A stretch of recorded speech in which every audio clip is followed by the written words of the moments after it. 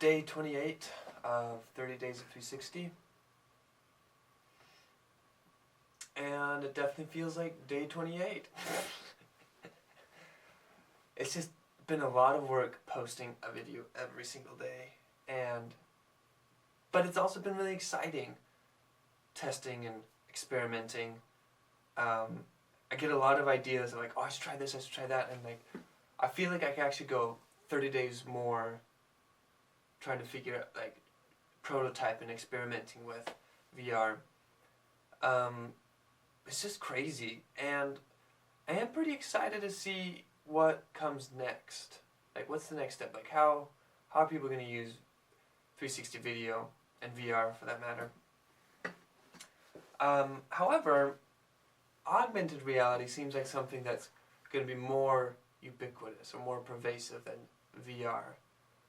And we already have it already. And we already have it. Like Snapchat filters, that's augmented reality. Or even like Google Street View in a way, and of course Pokemon Go. But it's like, the way we interact with our everyday world could be, AR applies to so many things, like how we interact with our everyday world. I mean, like trying to find our car, we could hold it up, it can show us.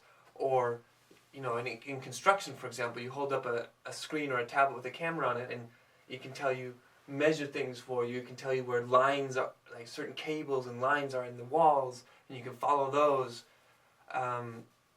You know, even down to a point when, you know, in the future we'll have implants in our eyes, like glasses or contacts, and the way we see people will be differently. Maybe we'll have social media ratings next to them, or we know how many followers they have. Or we look at someone, we can see their latest post, or any type of content based on the location where we are, which is amazingly powerful, but at the same time kind of scary. Like I mentioned, like with people, like how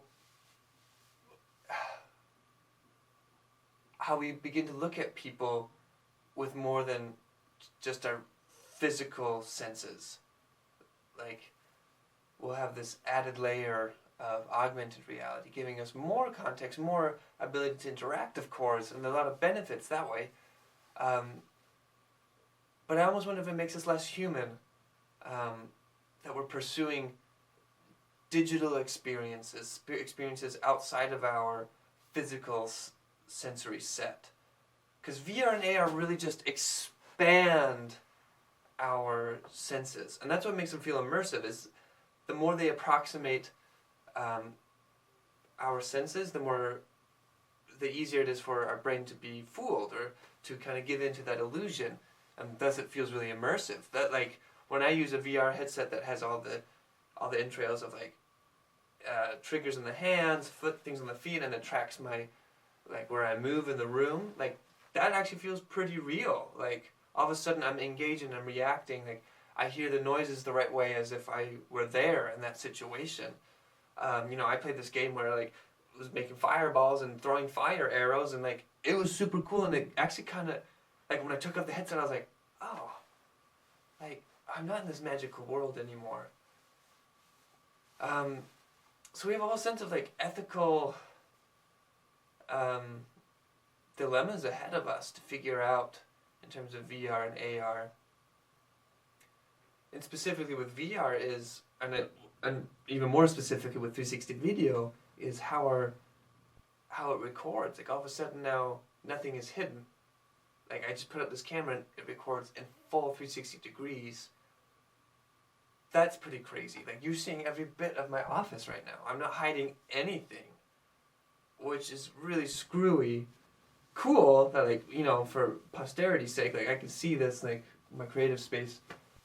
But at the same time, it's like, when I put this out in public, people don't know what it is. People see one lens, like, oh, it's for filming that, so they go to the other side, and then there's another lens, like, they have no way to get out of it.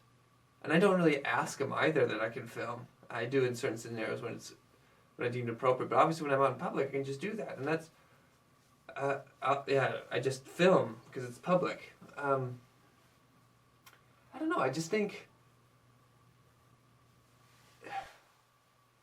that this 360 video thing, this virtual reality thing, and the next step, the AR thing, is this progression of and consequence of our camera-saturated society. We live in the age of the worst photos. And the way I mean that is, like, everyone has a camera. It's so easy to have access to a camera to take an image, take a photo, that we just take photos like without even thinking, in our sleep almost. You know, we just snap away. We take 10 photos when we take a group photo. We take 10 photos of a piece of paper that we need to remember.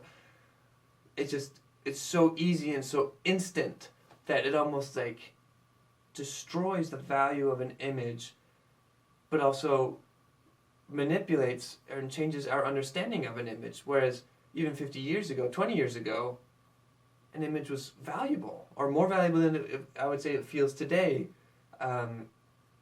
We understood what it meant to take a photo and like how that image is preserved, and also the ethical dilemma of asking for someone's permission to take their photo. And like VR 360 videos like takes it to a whole new level. Now it's not like, all right, I'm going to point the camera this way and take your photo. It's like, all right, this camera takes everything in its vicinity. There is no way to hide from it. If you see it, you're in it. And I think that just poses a whole bunch of ethical dilemmas, and it is a bit scary because at this point in our society, when we are camera desensitized, we're introducing probably the most invasive camera, the 360-degree camera, the one that sees everything in every which angle and can be manipulated in every which way, because it's recording everything, not just one perspective or one angle.